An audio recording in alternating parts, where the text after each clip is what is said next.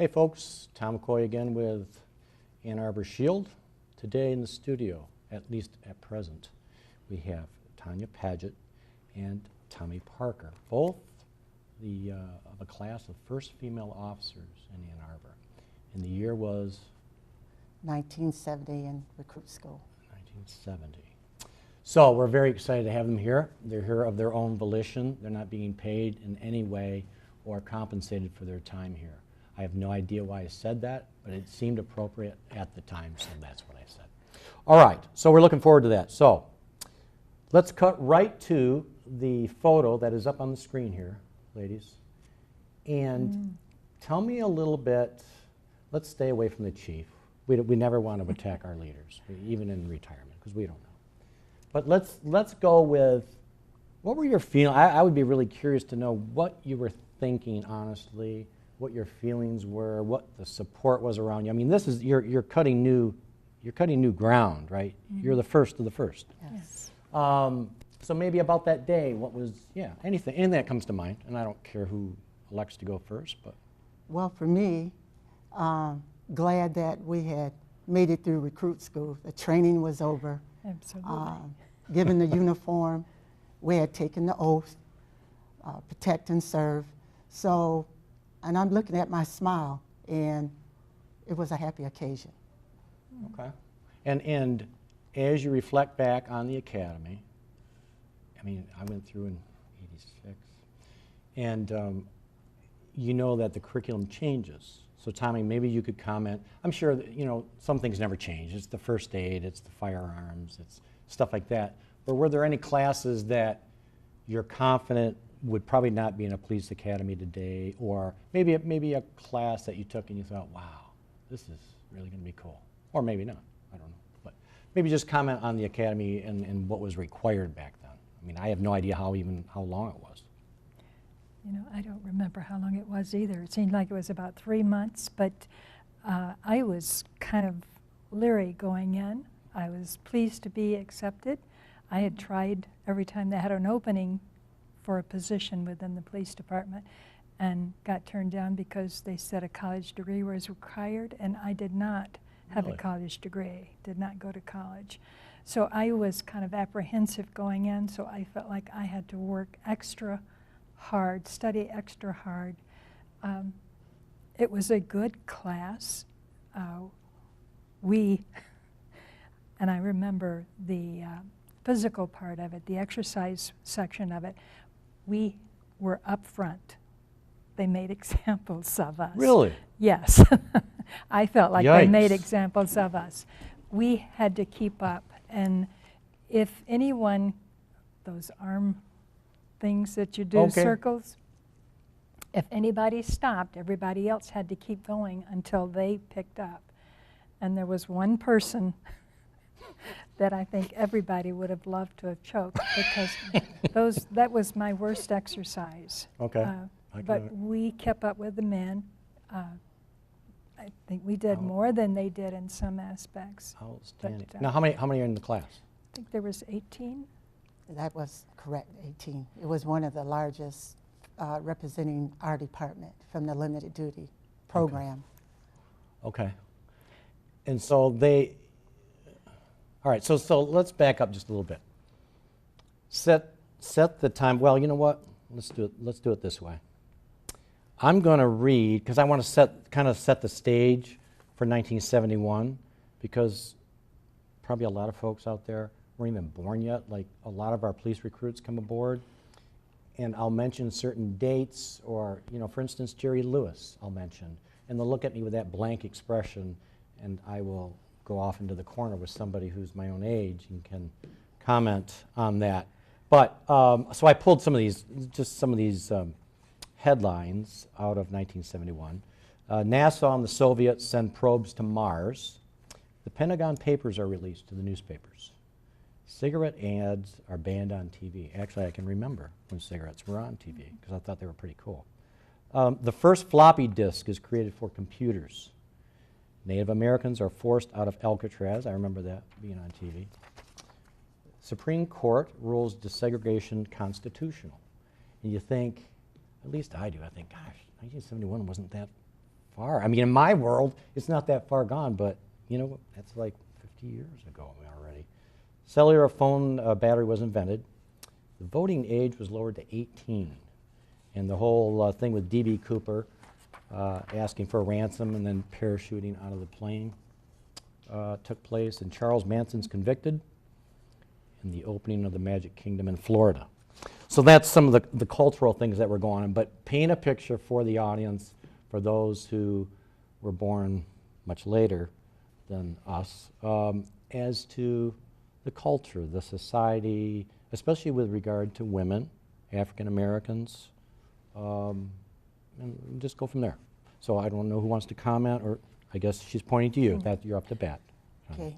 The question was that for me to paint of that era, I'm thinking of the hippie culture, the mid-60s, 70s. So I was familiar with the term pig.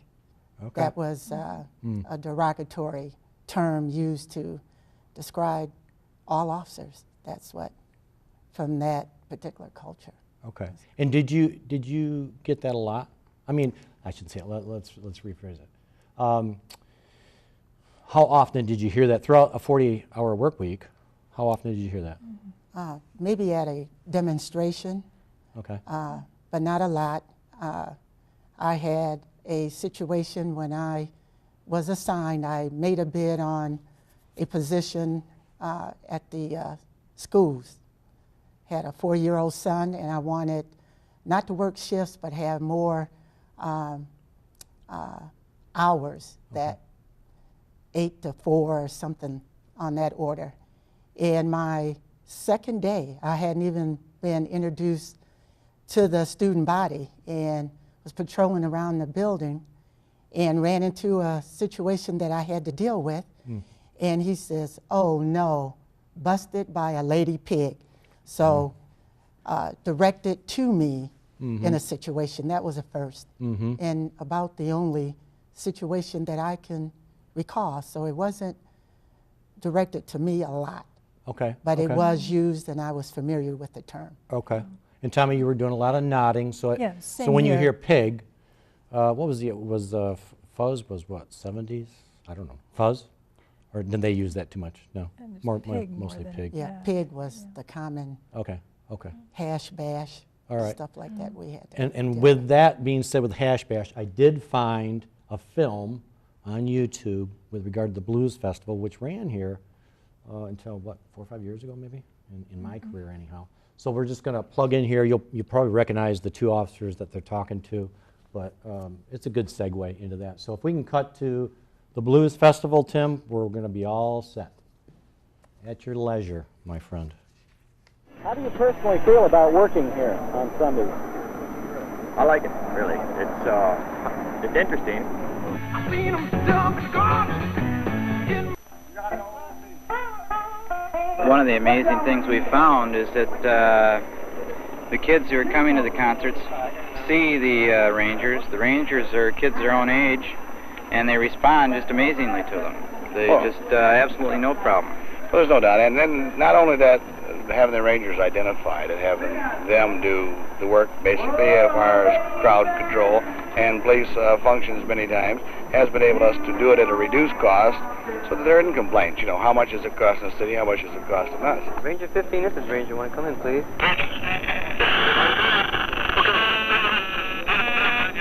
Okay. Hit it again. At 9 o'clock, and it's in room Hit the sink again, Bob. 122, I think. Okay, so as we watch that film, and as you reflect on the times that you found yourself as a police officer, I guess, how would you contrast, how about this? How would you contrast what you see and hear being an officer today in the year 2016 in America versus being an officer with its own set of problems in 1970? There were certainly similarities, but how would you contrast those two periods of time? Well, the similarities, the unrest, anger toward the police, what's going on now with Black Lives Matter. My pastor talked in church, all lives matter, of the aggressiveness that some communities, which has been documented on some of the videos that were taken of treatment. So I see similarities there, and in the anger, the demonstrations about police behavior. Okay, okay, and that makes sense. How about you, Tommie? What do you think? I mean, Okay, I've been out of the force since '82. I don't read the newspapers, and I don't watch TV. I hear things. okay, I think people are different today than there were then. Their values are different.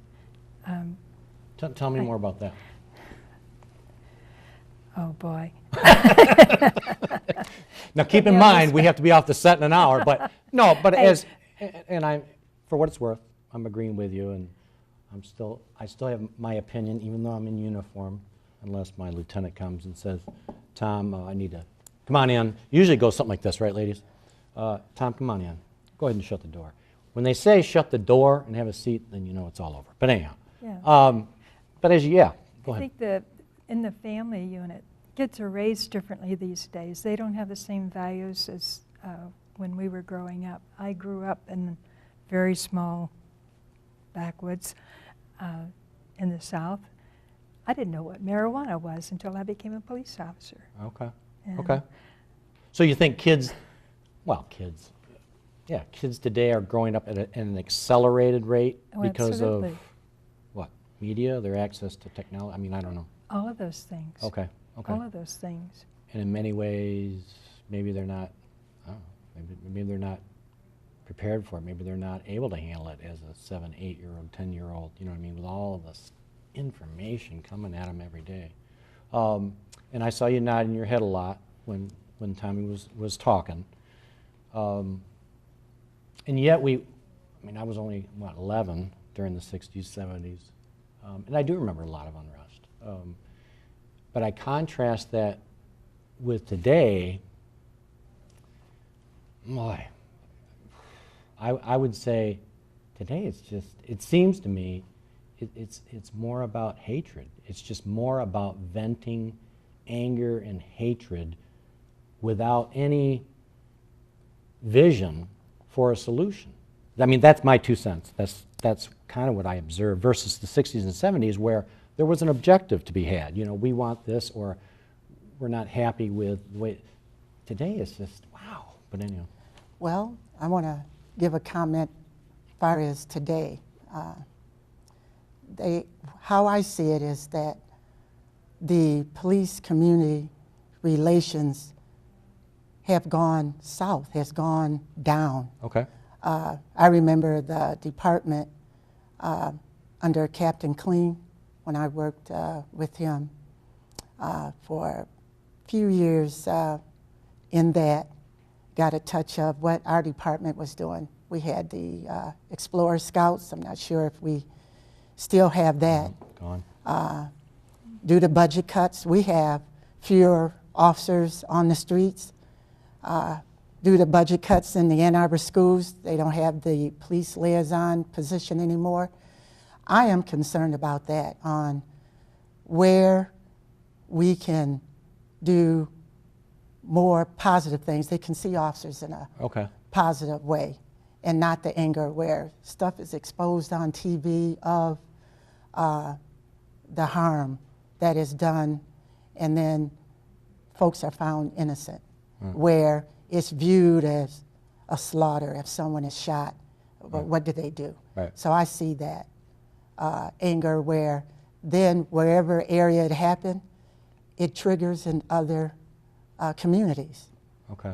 Okay. No, that makes So sense. it doesn't even have to widespread. If something happens, then it's across the country in certain communities, and that's pretty much folks of color, African Americans, Hispanics, is the one now that is showing that anger Okay. Okay. on how they feel of what's happening. And I saw regarding to what you just said, I guess it got me thinking myself that I saw an article that policing took a turn, I guess you might say for the worse maybe, after 9/11 and that whole experience, and law enforcement became more militaristic, if you will, in response to that. Yes. So that was one article, and you know what, that kind of resonated with me. I mean, that makes some sense. So maybe you could, and as I think about that, the last time we had this show, I read some statistics from a 1992 FBI study on officers killed. And I had just started in policing in a small town, and I was reading all these attributes of the officers killed. And they were defined as being very laid back, people-friendly, always expecting the best from people. A lot of the attributes that, even to this day, I carry with me.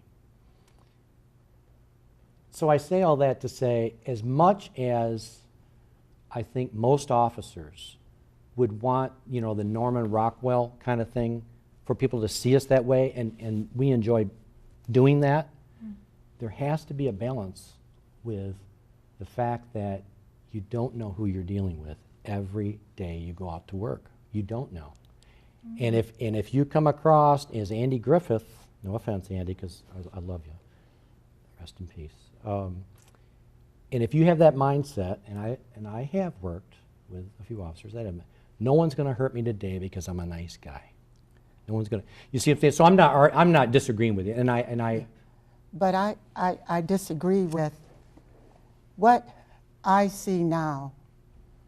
What the biggest challenge is restoring trust, erasing some of that fear in communities of color, let's say African American, Hispanics, or more of the communities that might be considered moderately income. The trust is not there. The fear. I have property in Jackson. Okay. And one of my tenants, true story, she said one night she was up because she had a sick child, and she was looking out the window and could see this guy dressed in black roaming around, peering through windows.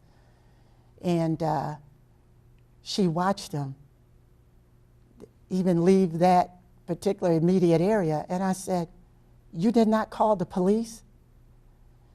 This guy could have, you know, gotten in someone's home, you don't know where, and stolen or harmed someone." Sure. And she did not consider calling the police.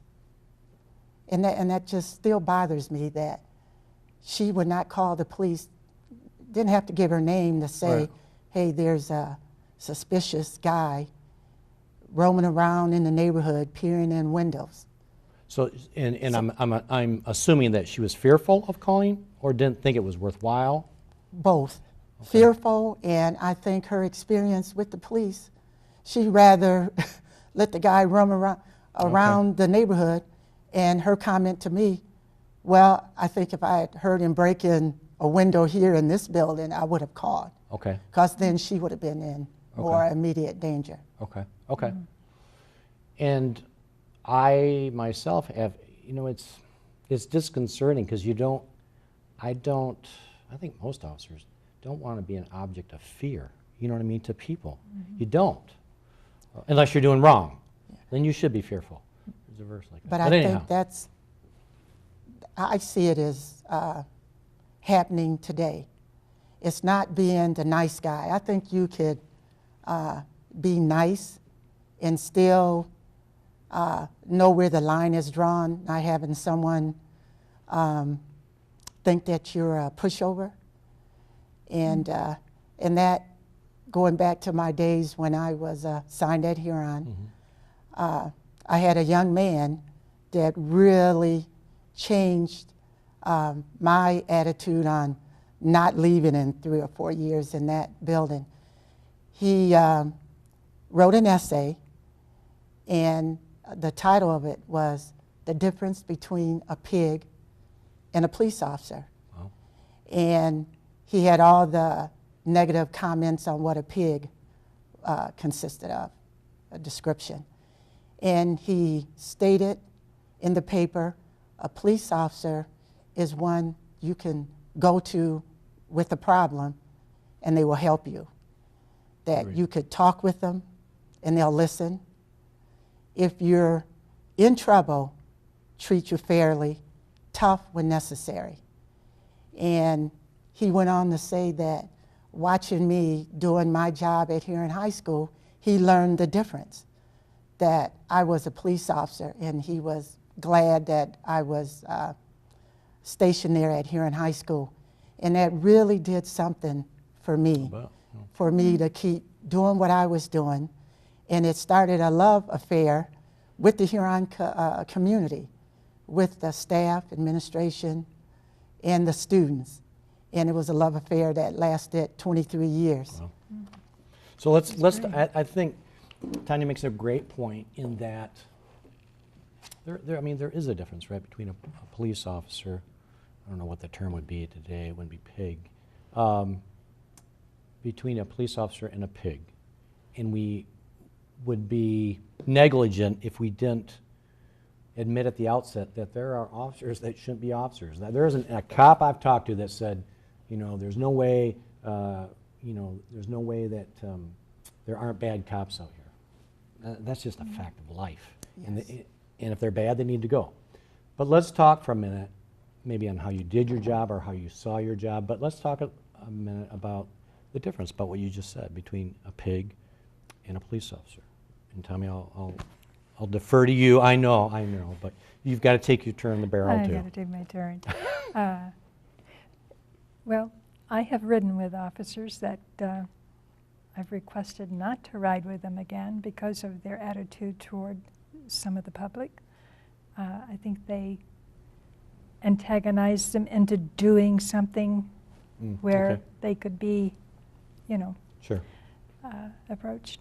And I've told, I shouldn't have probably, but I told them, if this person ever, contests anything, I will have to testify for them, against Okay. them. And I'd go to the command and tell them I did not want to ride, and I would tell them why. Okay. And just a comment, we were the first women police officers. In the situation today with all the shootings, I wonder how many of those shootings were done by females. Okay. Actually, I have an interesting article here that hopefully we'll get to that talks. It just came out on female police officers. Go ahead, Tanya. Same thing. In fact, I have addressed to officers that I didn't like the good cop, bad cop role, that they have escalated a situation. And I would say, I do not like that, because I do not want to get my butt whooped trying to help you in it where it could have been avoided. Right. No, I'm not going to let them get, Sure. harmed or injured. Sure. But in the meantime, let's avoid that and don't take it to that level. Agreed. So as we're, for the 7 or 8, I think we're up to 8. Are we not, Phil? Up to 8 people now watching the show? I believe so. Thank you, sir. We're up to 8 people. For the officers that are watching it, for the pro police that are watching it, for my colleagues, for myself, when we started to do this show, what I've said over and over is I want to be transparent and real. So I don't want any confusion about what we're saying or what I'm saying here today. I think there is a balance to policing. At least that's been my experience. I don't think you can be one side or the other. I think it's dangerous on both sides, and it is a balance. But what troubles me a lot, I wasn't going to bring this up, but I'll bring it up now. What troubles me a lot is this tendency for our nation now to want police officers to, if you will, take the first round, the first shot, maybe the second shot. In fact, LAPD last year started awarding their officers what they call Preserving a Life Award, meaning this officer had every reason to use deadly force in that situation, and they chose not to. My only response to that is, it sounds really good, you know, up here, right?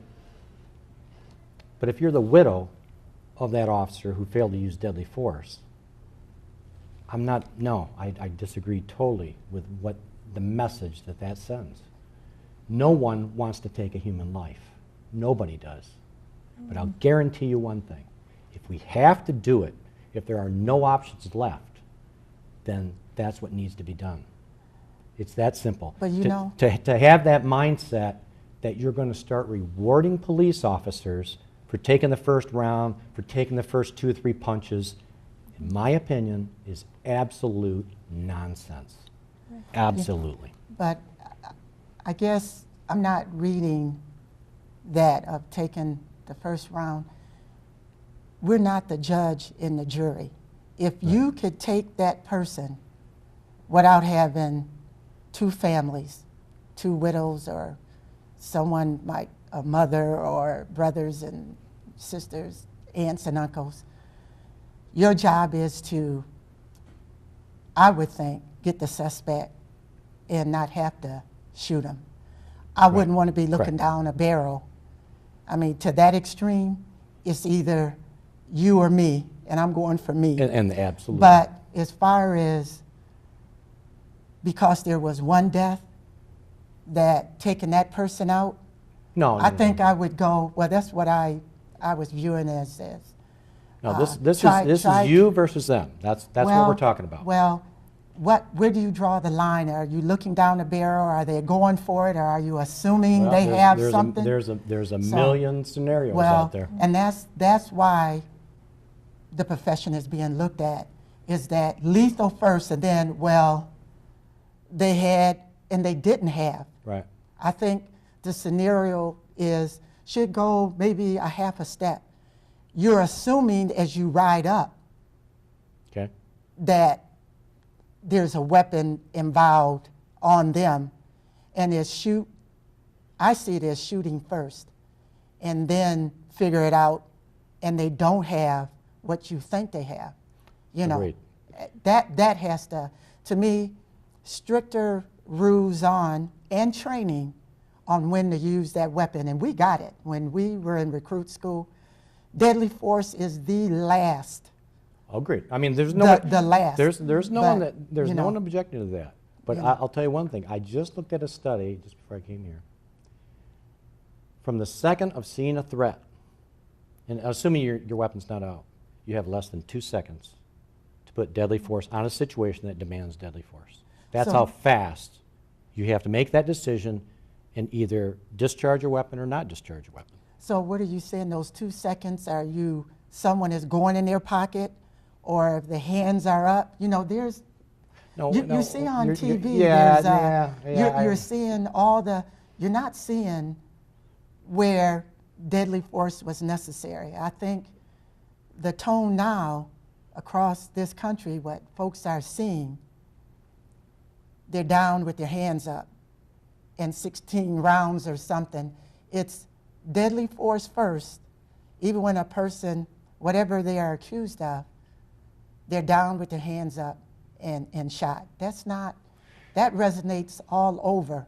And it's not just, if you could say one, it's happening too much. And I have grandchildren. I'm worried about my son, 50. I've got but grandkids I have grandsons, 6 and 4, and I'm frightened. I'm worried about the future, that if they're out there, what someone in 2 seconds, they might be in the wrong place at the wrong time and might come along, and that person, to me, assume something, or if they're down, that's where my mind is. That I look down the road and it's frightening for me. That I have grandsons of color, And if we cannot get into a medium of when to use force. I've been retired, and even when I was on the police department, been in situations with some knuckleheads. You never reveal. I don't say I'm a police officer or I'm retired till I know they really crossed the line, and then I let them know. And then I have advised a few, you do really poorly for the profession. You're the ones that are giving police officers a bad name. They're bad and, cops. and I've been there. I've been there. And I know how to handle it till it goes up to a point. And it's because of my experience. And I was there. And when I let them know what my background is, they back up. But I just think of the ones that don't have the police experience, that feed in to their attitude, and they wind up being arrested, or worse yet, it might start off with a ticket and it winds up with assault on a police officer. Or because this generation, I think, is a little fiery. Some of them that have experienced or witnessed or were told or what they see on TV, and then they have a chip on their shoulder. And they can feed into a negative attitude, and they're going to lose. And that's the sad part, is when the suspect, they don't know what they're going to lose. If anything, it's going to be made worse. You commented that you were hoping to talk a little bit more about what it was like to be the first the first female police officer in 1970. And Tanya and I got on a separate situation here, but which I found fascinating. And I appreciate. Yes. But let's comment on that. So we've kind of laid the foundation about what was taking place then. And I don't know who it was, but somebody recently told me a little story that it was one of you, that is the two off stage, or one of you, that had somebody on the ground and you were straddling them. It's you over there. Anyhow, they were straddling them and taking care of business when they rode up to back her up. And it was shortly after that they got rid of the skirts, which I think was a good move, very appropriate. So go ahead and lay the groundwork. I mean, I can't imagine wearing a skirt trying to do this job, but I'm sure that was just one hurdle that you had. But go ahead and just tell me what number one, one of the questions I was asked by most of my colleagues, how you were embraced by your colleagues, the fellow officers, and number two, how did the community embrace you? As again, you're the first female officers. I'm sure there were citizens that thought it was a great thing, and there were citizens that, a woman shouldn't be a cop and all that nonsense. So, go ahead. Well, I started with the department actually in communications as a dispatcher. Transferred to traffic division, was the first woman to ride the three-wheel cycle. Was a meter maid. So I did that for 2-3 years. So I was familiar with all the officers. They were familiar with me, and they knew how I worked, etc. Every time there was an opening, I would apply for a policewoman's job. At that time, it was strictly in the detective division, and I was told a college degree was required, which I did not have. Then I was approached by one of the command and said that they were considering having women on the road, and would I be interested? So I was accepted. We walked the beat for a long time in heels and skirts, and in the wintertime we had a lightweight dress jacket. We didn't have a winter type jacket. I was received by the public with no problems, had far fewer problems than the men did. I've had tussles. When I called for backup, they knew I needed help because I didn't call for backup very frequently. You showed a clip of the Blues Festival. That was when we had still been walking the beat, I believe, and I was assigned to the Blues Festival, the afternoon shift, and the one that I was going to be patrolling with that night did not attend the briefing that I did. And we were told at that time that we weren't going to be making any arrests for drugs. There were tents camped all around. And when he came on, it was dark. And we were patrolling the area, and we saw this one tent. There was a lineup going into the tent. And we stood there and looked. And you could see the transactions, Oh, money okay. changing hands, and they would come out, next and go in. And we must have stood there 3 or 4 minutes, people going in and coming out, looking at us. And finally, they realized, hey, there's cops standing there watching you. And of course, they're scrambling. And the guy stuffs all his stuff in his backpack, and we grab him, or my partner grabs him, and he's about 6'4", 250 pounds. This guy is about 5'7", thin, and they start a tussle. He loses the backpack, all the evidence, and my partner's on the ground with him, and he says, "Put him down." And I use my flashlight, that's the only thing that I can use, and I'm actually hit him in the head. Now I realize that I could have actually killed this guy, and it still worries me, that I could have done that unintentionally, but I was trying to protect my partner and help him. And it ended up, it took 6 or 8 guys to take this guy out, and they took him out, horizontally. Every guy I ever had a tussle with came back and apologized, except for that one. Wow. And No, that doesn't happen too much. no, but to after male that, officers. the next day I saw the officer that I was scheduled to, or working with in court, and he told me that he had written a memo to the West End, which was the chief's office, and didn't ask him what, and he didn't tell me what, and I was kind of scared of what he would have put in it, that I didn't do my job. But it turned out that he had nothing but, good things to say. So after that, we were allowed to, I was assigned to ride with someone, a male officer, and there was no question that we would be able to handle our job and back them up when they needed it. And I know Tanya's been in a lot of circumstances where, So you established yourselves relatively quickly, yes, right? yes. And I think that's obviously probably more so for you in that day and age, being the first women police officers. But it certainly holds true today, too. And yeah. we were all familiar with, we'd been hired in other positions, so we had been there for a while. So they knew us, we knew them. That's key, yeah. That's huge. I didn't think about that, actually. Yeah. That makes a great deal of sense.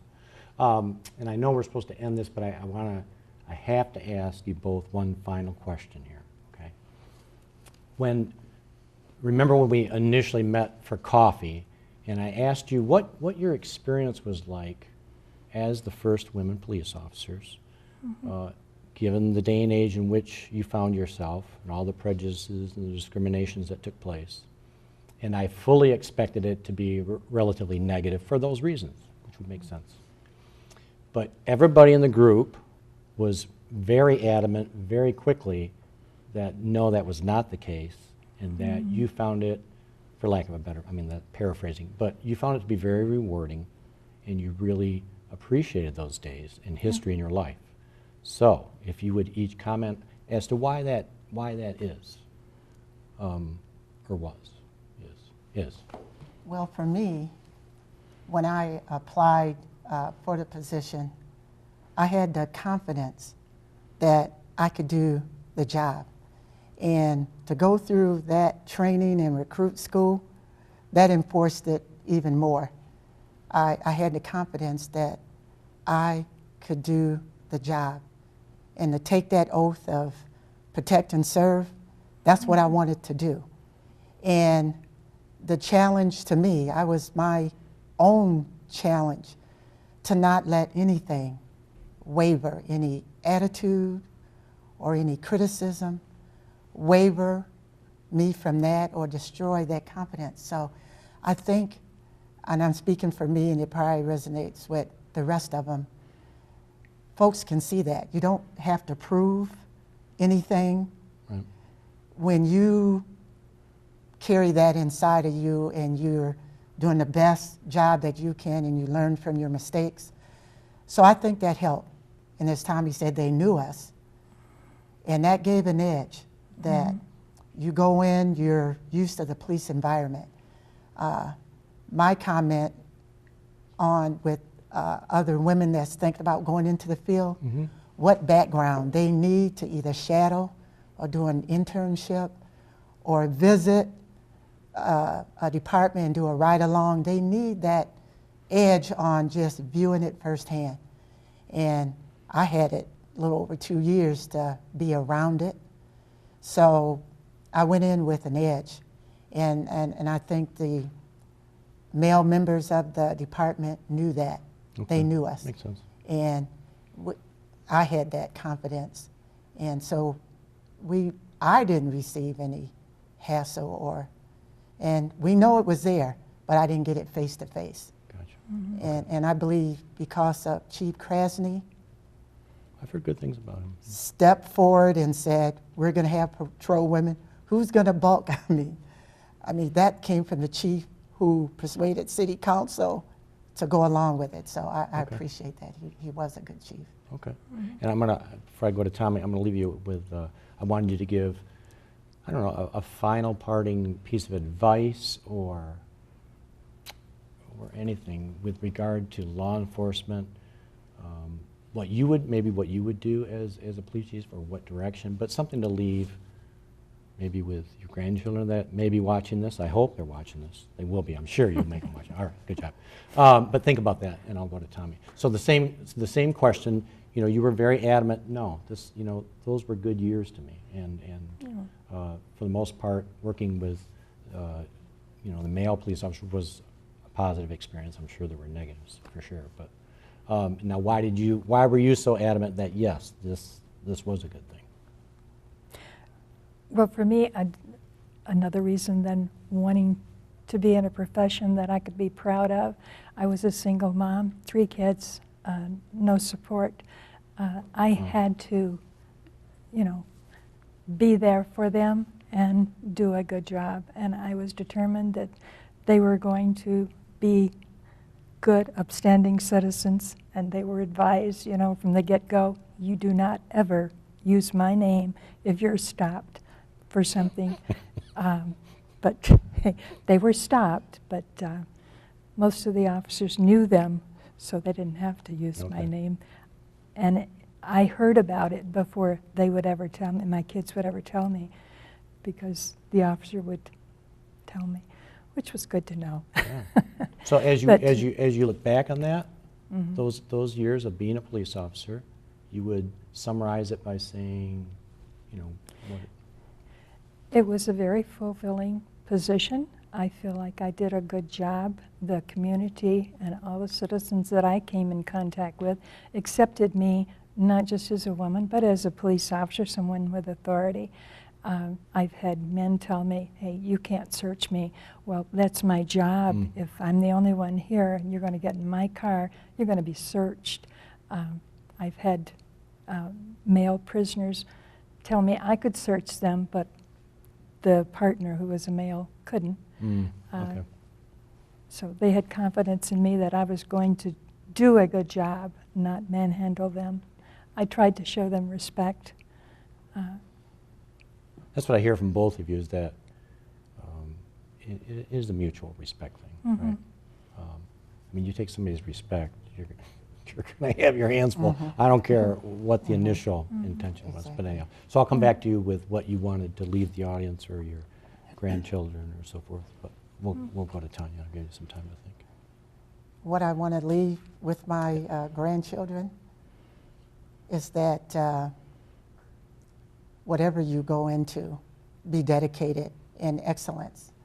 And that's what I tried to do in a negative profession. You know, I had mentioned when we were on break, police work is a job. When someone calls the station, it's not come and take a report that I'm having a great day. Right.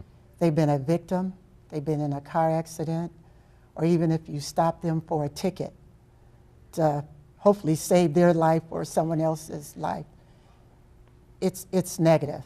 And sometimes they'll tell you that, especially on a ticket situation, go get the real criminal because they know they're law-abiding. But I would want to leave with my grandchildren, whatever you choose in life, do it well, be dedicated to that. And back to that word, respect. Hopefully that you can have respect and be safe. Yes, absolutely. Thanks, Tom. Okay, Tom.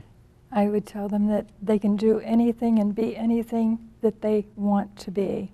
And you can be the best. Do it with confidence, love, and respect. Follow the golden rule. Do unto the others as you would have them do unto you. And they'll be fine. Tanya and Tommie, thank you for being here today. Thanks for taking the time. And most of all, thank you for your service and the way you've done it. Thank you. I've heard nothing but good things about this whole group, and that says a lot. You know what I mean? We were talking a little bit at break.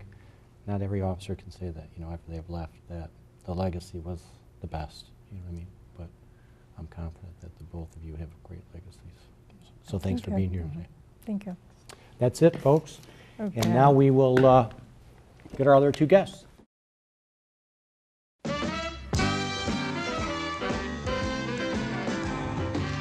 Conjunction, junction, what's your function? Hooking up words and phrases and clauses.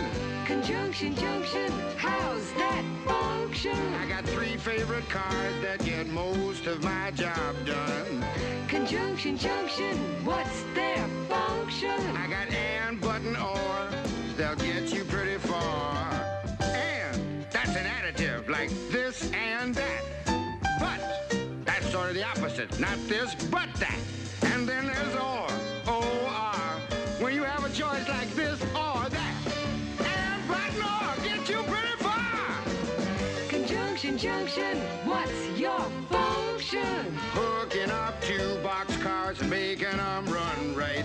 Milk and honey, bread and butter, peas and rice. Hey, that's nice. Dirty but happy, digging and scratching, losing your shoe and a button or 2. He's poor but honest, sad but true. Boo-hoo! Conjunction, junction, what's your function? Hooking up 2 cars to 1 when you say something like this. Choice, either now or later, or no choice. Neither now nor ever. Hey, that's clever. Eat this or that, grow thin or fat. Never mind, I wouldn't do that. I'm fat enough now. Conjunction, junction, what's your function? Hooking up phrases and clauses that balance like out of the frying pan and into the fire. He cut loose the sandbags, but the balloon wouldn't go any higher. Let's go up to the mountains or down to the seas. You should always say thank you or at least say please. Conjunction, junction, what's your function? Hooking up words and phrases and clauses in complex sentences like, in the mornings when I'm usually wide awake, I love to take a walk through the gardens and down by the lake where I often see a duck and a drake. And I wonder as I walk by just what they'd say if they could speak. Although I know that's an absurd thought. Conjunction, junction, what's your function? Hooking up cars and making them function. Conjunction, junction, how's that function? I like tying up words and phrases and clauses. Conjunction, junction, watch that function. I'm gonna get you there if you're very careful. Conjunction, junction, what's your function? I'm going to get you there if you're very careful. Conjunction, junction, what's your function? I'm going to get you there if you're very careful. Okay, and now joining us, I hope the audience enjoyed Conjunction Junction, because I haven't seen that show in about 40 years and it still resonates with me. So that just shows you the power of education in the media. So joining us back in the studio now to my right is Marti Moliter. Moliter. Moliter. And you started your career? I started in 1971 when I graduated as a patrol woman, but also I had been a limited duty police officer, which is something I did in the late 60s. Okay. And that was basically writing parking tickets. We assisted the police officers if we happened to see people on the street who we'd seen had warrants out for them, and assisted as best we could. So you also had previous experience. Yeah, previous experience, yes. And you built up that history. Yes. Okay. Yes. And joining Marti is Kathy Hay, and I'm not sure, you were dispatching, weren't you? Yes, Okay. I joined in 1968, and I was assigned to communications, and until I went on the road in the early 70s. Okay. So I'm going to ask you, I asked the other ladies this one at the end, but I'll ask this first, and then we're going to cut to a clip here. But when we had coffee, I asked you, given the times of 1970 and where that found us with regard to discrimination, so forth, I really expected your answers to be much different than the positive affirmative that I got from all of you. So I will start with you, Marti. Why was that in your case? Why was it such a positive experience? And I just thought it was basically a wonderful job. Every single day was different. Even when I was writing parking tickets or assisting the police officers, we heard the same information given at briefing each morning. And what I found was that if I could see someone on the street and I could just walk up to them and say, there was a warrant out for your arrest, and don't you want to take care of this? Don't you want to get this over so that you don't happen to be at a wedding or something someplace sometime and somebody taps you and says you're under arrest? I said, just take care of it. Today is a good day, let's take care of it. Well, you do that after a few times, and then the police officers, the male police officers, asked me, why don't you become a police officer? Oh. And I said, because that's never going to happen. They're never going to let ladies go out. It's never going to happen. And what year did you make that? That was in the late 60s. Okay. I was asking, they were asking me, and I was asking them why they thought I'd make a good police officer and things like that, because I was interested, but it never came up. I didn't apply for anything like that until we were told that, there were going to be some slots, that they were going to do this, and Chief Krasny was just, I just thought it was the most wonderful thing, that we could actually become patrol women and go on the streets and do what we felt we were capable of doing. Okay. So. Very cool. Okay. Well, my experience was a little different. she says with a zing. I started in '68 in communications, and during that time that I was down there, I got a divorce. And now I am a single mother with 2 young kids. And I learned that the police officers that they were hiring paid more money than communications. And that was my reason for doing it. And I think the reason that I got such good response, and I'm not sure it was all good, there was obvious dissent among some of the officers about having women riding with them, and maybe even from their wives. But I think because we knew them beforehand, we had a relationship with them before we were on the road, I think that made all the difference in the world. Okay. Yeah. Well, how do you think, and I didn't ask this of Tanya and Tommie, but how do you think it would have gone had you just been hired off the street? Diane DePonio became a That's became true. a detective. Okay. In our class, and she Okay. was hired. She was had a criminology degree. Okay. And she was hired, and she was wonderful. Okay. She was a wonderful addition to the police department, and she went straight from the academy into to the detective bureau. Okay. So, I think everyone. I don't know how hard it would have been. I think it's a worthy question, but I think that once you go through the academy, you get on the street, you're doing the same kinds of things that the other police officers are doing, you are bound to gain their respect unless they just decide that that's not something that they're into. And then to me, it's shame on them. Right. Right. Agreed. It's their loss. Right. And, when I went through the academy, I was the 3rd class. And I was had 2 children in my late 20s, and most of the guys in my class were right out of the military. So it was I had to work a lot harder, I thought, at least physically, to stay up with them and to prove that I could do the job. Okay. I got my most blowback from my parents. Oh, really? Absolutely. And just because they didn't want you to get... Are you crazy? You want to go and do a man's job? That's a man's job. Don't do that. Are you crazy? Something's going to happen. You're not going to be able to sustain yourself and so forth. So I'd have to say that was true. I did not get that. I was married, and I did not get that kind of fear or anything from my husband. He just said, go ahead. At what point did your parents say, well, you know what, I think you got this? They never said that. Oh. They never said that. They were afraid the entire time that I was a police officer. But I told them, I said, that my most worthy weapon that I ever had as a police officer was my mouth. Absolutely. Agreed. Was my mouth. Absolutely. So. Absolutely. Yeah, absolutely. Hey, we're going to watch a clip, and I'm going to get your 2 cents on it. So if we can cut to that. And that breaking news overnight, a D.C. police officer attacked by a man with an axe. Now, this happened in the 3800 block of 13th Street in Northeast D.C., and that's where our Johnny G is live for you this morning with this breaking news story. John?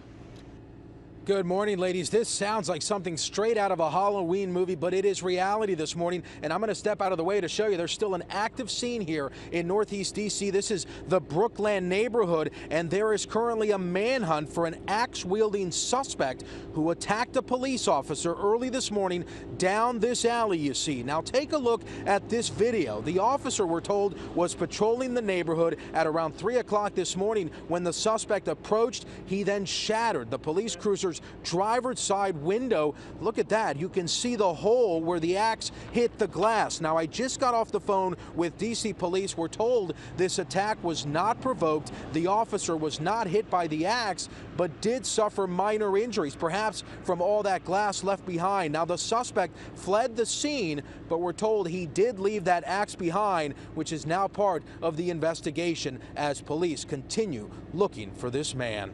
Reporting live in Northeast Washington, John Gonzalez, ABC 7.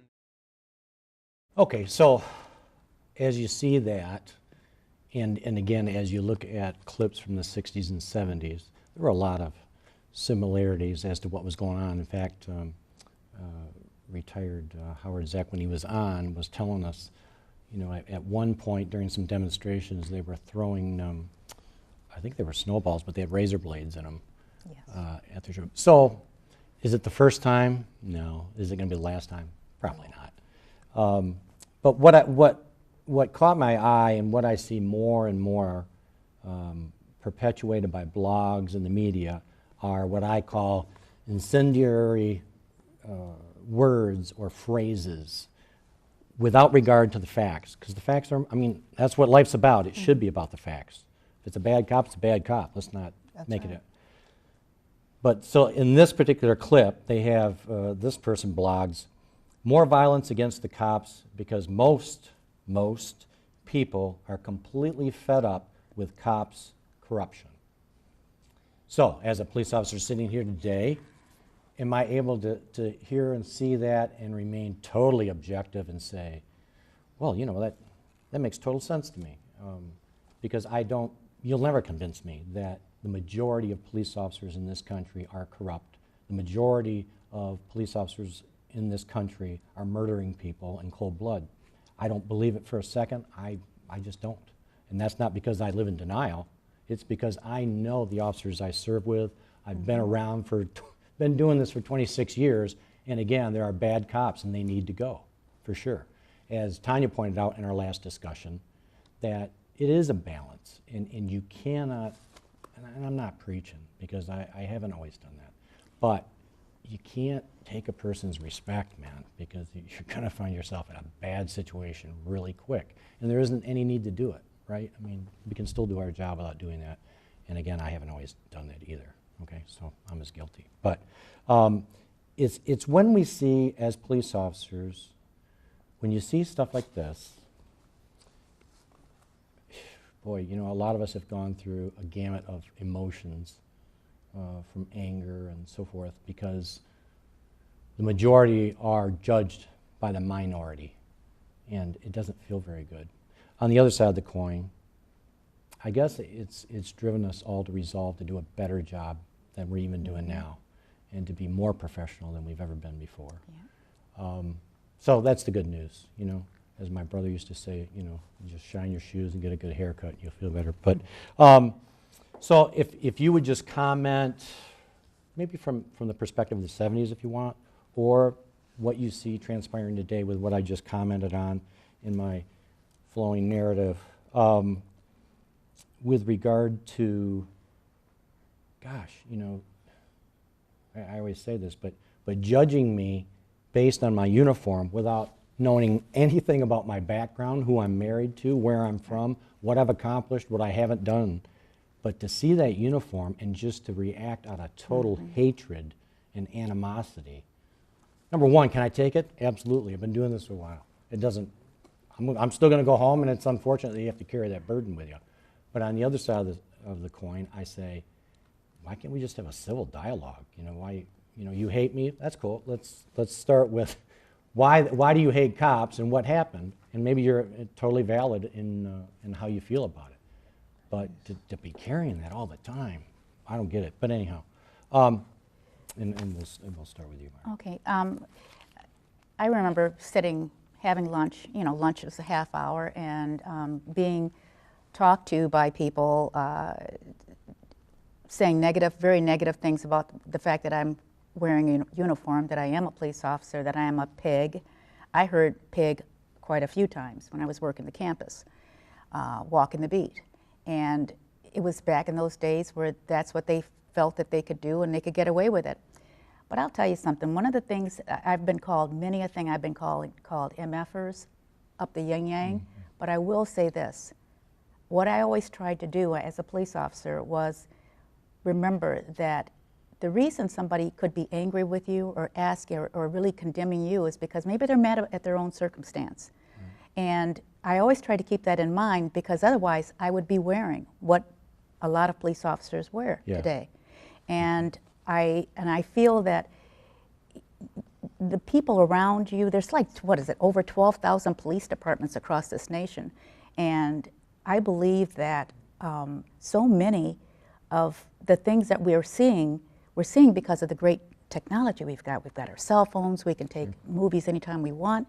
However, those things are happening as far as the police maybe doing something toward another person. I believe that that's a fraction. I've never believed that it's all the police. It's like when I worked in the high school, it's 5, 6, 7% of the students are doing something wrong. The rest of the students are doing what they're supposed to. But what do we hear about? We hear about the negatives. We hear about only the negatives. And that can ruin. That can ruin you if you take it and if you hold it in and you don't try to get rid of it. Absolutely. So, absolutely. No, I don't know if that answered your question. No, absolutely. Unfortunately, my mother always had a saying. She says, you can't say something nice, don't say anything at all. And it used to drive me crazy. But on a little bit different vein, not so much nice, but just try to remember that there's always two sides to a story. Yeah, that's the truth.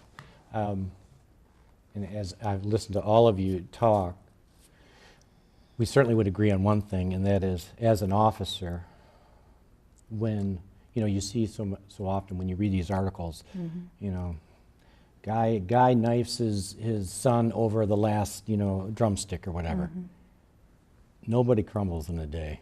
Whatever's been going on in their lives, been going on for a long time, and unfortunately, or fortunately as the case may be, as a police officer, those are the situations we walk into. This thing's been percolating for years and decades, and you walk into it, and it's bizarre and worse at times. I wanted to read, I actually remembered to bring this into the studio, unlike most of my questions. But this was from the Washington Post, dated last year. July 2nd, 2015 by Catherine Spiller. And she writes, and I just took an excerpt out of here, but she writes, despite this evidence that the increasing number of women in law enforcement would significantly reduce police violence, the number of women in policing remains stuck at low levels. As of 2007, the most recent data available from the Bureau of Justice Statistics, local police departments averaged just 12% women in their ranks, only slightly higher than the 7.6% of women in local departments 20 years earlier. Only 11.2% of sheriff's officers were women, and even smaller, 6.5% of state police officers were women. However, many of the smallest police agencies have no women, and the vast majority of all agencies have only a token number of women in top command positions. Why aren't there more women in policing? And she suggests here, misguided recruiting practices, ongoing discriminatory hiring processes, and hostile workplaces. What are your thoughts? As I sit here, when you were reading that, I try to think about other careers that women could take up. And I'd have to say that I think that that might increase now that we've got more women doing more in the service. We haven't had that, and we've now got women. I think that they just were. It was decided that women could join the infantry. Yeah, I saw that. Mm-hmm. And so I'm thinking that said, that there possibly could be more women who decide that this might be a career that that they can navigate. Okay. That maybe they're not looking to do what women have always done before, which is to get married and have children, have a career maybe, and things like that. So maybe that will increase as time goes on. But other than that, I don't have a thought as to why somebody would not want this job, because other than maybe fear, or, I mean, I shouldn't say that. Maybe it just doesn't seem like something they'd like to do, put it that way.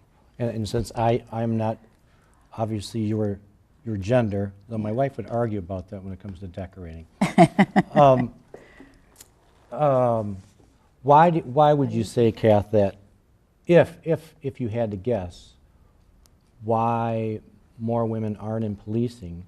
I guess the bottom line, right, is it on the institutions and there's something going on, as this writer suggests, or is it that women, by and large, would prefer to be in a different profession? I don't have the answer to that. So I don't know. I'm mystified by that. I was in the military.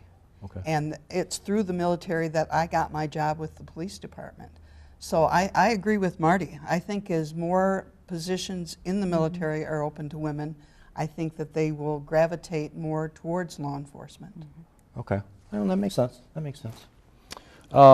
We are actually going to get to some of the questions that I never got to the first round, okay? So we will actually, see, you did your homework. I see you wrote some answers on here. Very good. So let's start with, what advice would you give to women entering the field of law enforcement, then?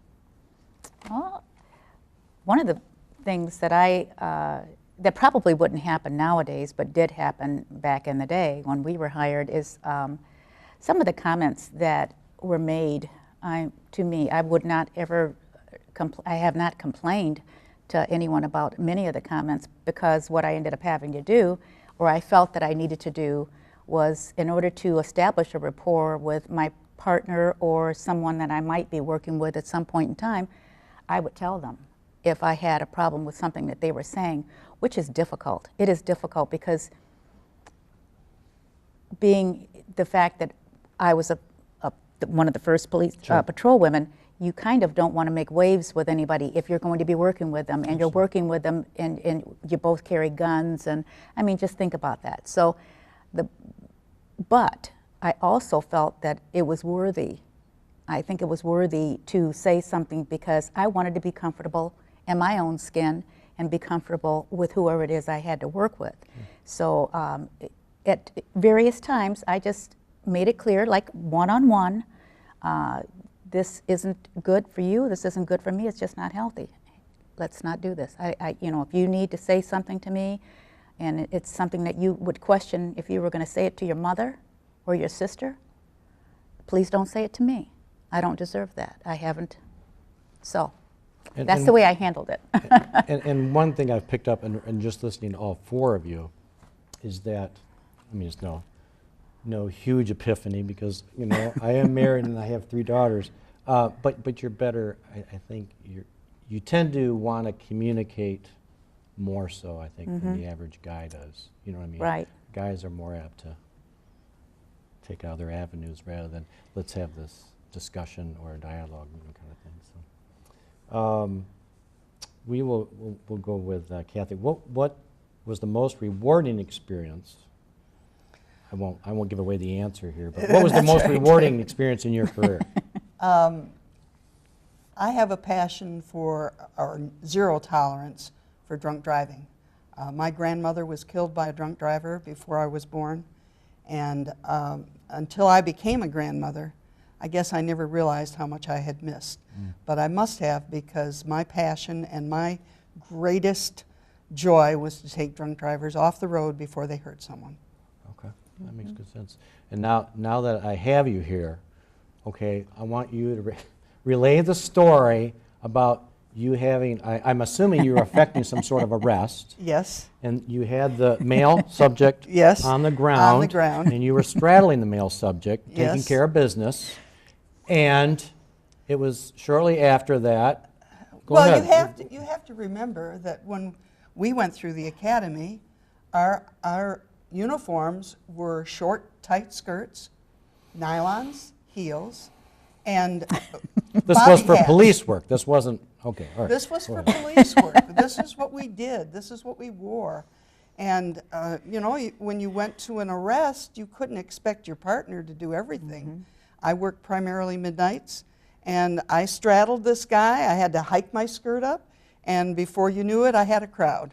Wow. In the middle of the night. And that was when I decided that I wasn't going to wear a skirt anymore. Yep. And so you ladies wore skirts for how long Not in your career? Not very long, because we went in and we just we had to have pants. Yeah, we had to have slacks. And who was it that was making the comment about the cold vinyl seats? I worked midnights. All right, cold vinyl seats were.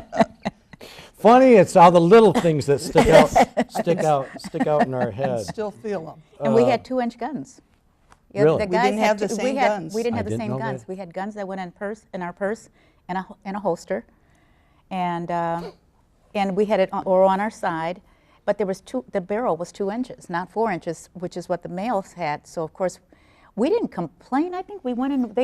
I remember one of the captains asking me once, "Well, aren't you enjoying this? Isn't this just great?" And I said, "Yeah." I said, "But there's a couple things we need to tweak." just a little. You know, like for one thing, we walked longer than the guys did. They came out, they walked a little bit on beats, but then they went on the road, and here we were. I think we were all 3. Oh, weren't we all 3 still? And you're all wearing Still- heels. You're Yeah, not wearing any we're still flat. walking the beat, and we're on the same shift. What was the purpose? So then I said, you know, and it wasn't just me. I know it was everybody saying the same things. We need a 4-inch barrel on our weapon for accuracy if we're Sure. going to shoot someone. that's right. And we need slacks, and we need regular hats, not a bobby hat, which is our style of our hat was a bobby hat. And then the other hat we had was the one that the sailors wear, this white, curved here, white top, blue brim. Yeah. We had that hat. Wasn't good, but Wasn't it good. changed. It changed, and we got our due. So we got our just due. So what do you think, transformation-wise, as far as weapons and uniforms? Well, I know about the pants because I went down to Detroit and bought a pair. Detroit Metropolitan. That's right. Oh, so you didn't receive command Oh, approval. no, Good for you. no. All right, you took the bull by the horns. Called into the office the next morning after my shift and told to turn around. And then I was told that I wasn't to put anything in my pockets. It would destroy the line. Incredible. It's just so hard for me to believe, and obviously it's true. Wow, bizarre. That's all right. But it worked. It I mean, worked. It worked. It worked. And, It worked its way out, I mean, too. yeah, it did. It did. Okay. You just have to be truthful. That's right. And consistent. Yes. Okay. Now this might embarrass someone who is present in the room, but we'll go ahead anyhow. Who were your heroes in police work? I love Lloyd Stearns. Oh, Lloyd was. He had the fastest hands of any man I ever saw. And I don't Ooh, mean let's that. qualify that for just a Whoa, minute. whoa, whoa, Let's whoa. qualify that. All right. No, he always walked around with his hands in his pockets. But if somebody came at him, he could get his hands out of his pockets. You wouldn't even see it, and he would have them in a grip. I understand he was a boxer, but I just thought he was the cat's meow. Okay. And I'm getting a certain vibe as to why that may be, but let's put that aside for just a moment, and let's focus on police work and think about, I mean, how I assume how did he treat people, or what did you see day to day with regard to? You mean Lloyd? Yeah. Oh, he laid back, easygoing, always respectful, and would not even begin to take the first step towards violence unless it was directed to him. Gotcha, gotcha. And we talked a little bit in the last episode there about, yeah, you do have to have that respect. And and sometimes it isn't easy, but you do have to have that. They're giving me the high sign, meaning I have 2 minutes left. So is there anything you would like to leave with the generations that are watching? Advice for those who are entering police? Anything that you would like to say? Just free. I'd like to say that there was an incident that happened in 73. No, that's not true. It was 75. And the incident happened when I happened on an armed robbery in progress. I had seen a couple suspicious people go into a store. I called out to dispatch, and I just said, I'm going to go check this out. I didn't wear my hat, which was a fault of mine. And I went into the store, and when I got into the store, there was no one in the store. And that surprised me because I saw those two guys go in, which told me that they've got them in the back, they've got the people, you know, the owners in the back. So I went up to the wall and I yelled police. And before I even yelled police, I said I thought I had a robbery in progress. Dispatch had heard, I think it was Gray who had heard, and he immediately sent people. In that time, I had said, police, come out, and the door opened, and one person came out, which was one of the people who worked in the store, and I said, how many? You know, like how many? And I already had my gun out. And then another person came out, and then the person who was, one of the people who was robbing the place was standing back, and the door was opened, and he, what I'm trying to say is that it gave me a real feeling of what it is like to have your life flash before your eyes. It wasn't my life that I was concerned about, it was the fact that I absolutely knew I was going to take a life that day, that time, because I had my gun just like this, and I said, drop your gun, and you know what he did? He started to raise it, and when he started to raise it, I started to squeeze. I will never forget that, the longest day I live. I started squeezing, and then he kicked the door shut. And rather than me shoot through the door, because I didn't know if anybody, you know, another hostage was back there, I went ahead and decided I just put my gun down, rushed toward the door, and then there was a shot fired. Couldn't tell, you know, who was doing what. I went through the door, and eventually we caught up with these people. But the reason I am speaking of this now is because of the fact that I believe that it does take a whole lot to kill someone, I believe. I've not been in the service. I don't know what that feels like, but I can tell you that feeling, like I said, I had was it for me for life. And I think part of what I was thinking when everything was flashing before me that I was getting ready to kill someone, I was actually also thinking about what they told us in the academy, and that is that you will be doing paperwork for the rest of your life if you do something like that. And honestly, on a comic level, that was part of what I did think of. Yeah, I'm going to be sitting up for 3 days writing paperwork and getting questioned by why did I do this, Because it's a matter of a few seconds, but as soon as he started to raise the gun, that's his overt action toward me. Sure. And I am not going to, I decided I wasn't going to die. I'm going to shoot him. But it had to come to that. Yeah. It wasn't, I didn't have any other choice, I felt. Yeah. And I think that as far as my parting thoughts would be, is that anybody going into police work should think about that. That is your absolute last resort. Right. Use your mouth, use your ability to see, use your ability to look at a situation and maintain and decide whether or not that situation is that dire. Yeah. I cannot possibly top that. My response would just be that before you become a police officer, get a degree in something. Yes. Because if it doesn't work out, you need something to fall back on. And if you don't know what you want to do, I would highly recommend the military. Mm-hmm. It changed my life. It gave me direction. It gave me a trade that I could work in. And it forced me to have self-discipline, which I never had before. Yes. Well, like I said to your other colleagues, and I want you to know one thing I'm accused of being is too comical at times, but I want you to know how sincerely I appreciate both of you being here today and taking the time to be here and to share your lives with the audience, with me. And I'm sure between the four of you, I have no idea how many lives have been changed, or maybe at the very least, you've heard something here today that has you thinking differently than you might have before. So that is immeasurable, and in a real sense, the four of you have accomplished what you did as a police officer for so many years in addressing and speaking with the audience. So thank you very much for being here. You're very welcome. Okay, so what we're going to institute as of today is what we're going to call tip of the week, month, day, because frankly, we never know when we're going to tape. So the tip of the day. Odd as it may seem, I get a lot of requests for what do I do when I see a police officer behind me and they're pulling me over. So I'm just going to run through that real briefly for your safety and theirs. Number one, pull off to the right-hand side of the road if at all possible. In other words, don't stop dead in the lane. So pull off. This is especially critical at night. If it's night, for your safety and the officers, just turn your dome light on and just leave your hands on the steering wheel, preferably. And I know this sounds hardcore, but it just keeps everybody safe. And so leave your hands on the steering wheel.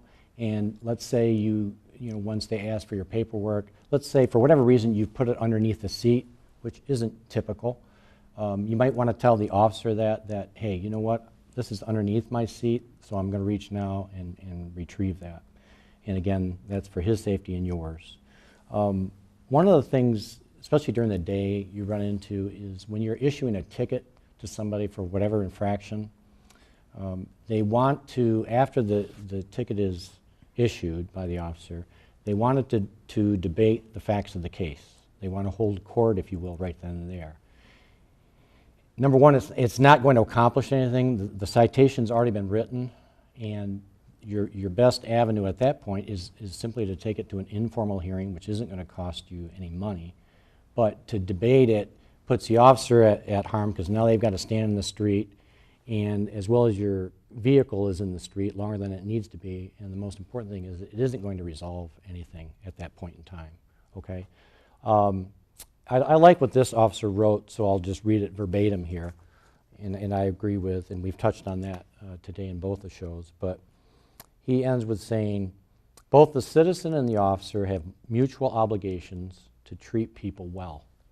So long as officers and citizens are treating each other well, whether or not the Constitution is being violated is something lawyers can fight out in court later.